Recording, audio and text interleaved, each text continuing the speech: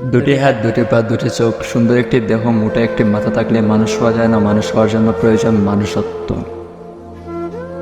সৃষ্টির মধ্যে সবচাইতে শ্রেষ্ঠ মানুষ, আবার সেই সৃষ্টির মধ্যে সবচাইতে নিকৃষ্ট মানুষ তার কৃতকার্যের। সমাজে সবচাইতে বেশি সম্মানিত করা হয় শিক্ষিতদের, আবার সবচাইতে বেশি দুর্নীতি অপরাধ হয় এই শিক্ষিতদের দ্বারা। রাস্তাঘাটে যত পাগল বলেন, দিনমজুর বলেন, রিক্সা চালক বলেন, মার খাচ্ছে, এই মারটাই দিচ্ছে শিক্ষিতরাই, শিক্ষিতদের ইশারায়। একজন রিক্সা চালক আর রিক্সা চালক যখন ঝগড়া লাগে, সেটা দুটি তাপ্পড় দুটি রাতের মাধ্যমে শেষ হয়। কিন্তু যখন শিক্ষিতরাই মারে, তখন খুব আদর আপ্যায়ন করে খাইয়ে সেই খাবার খেতে জিজ্ঞাসা করা হয় খাবারটা ভালো হয়েছে কিনা, তারপর খুব আরাম করে নির্মমভাবে অত্যাচার করে দুনিয়া থেকে সরিয়ে দেয়, জীবনের শেষ খাবারটা খাইয়ে দেয়।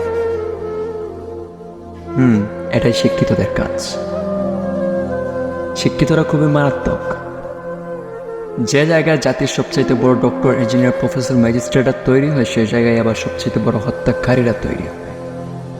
ঢাকা বিশ্ববিদ্যালয় প্রতি বছরই কোনো না কোনো মায়ের কুল কেড়ে নিচ্ছে এই বিশ্ববিদ্যালয়।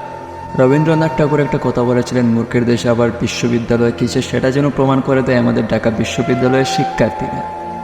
প্রতি বছরই কোনো না কোনো সন্তানকে এই জায়গায় জীবন দিতে হয়, ও কারণে নিরপরাধ।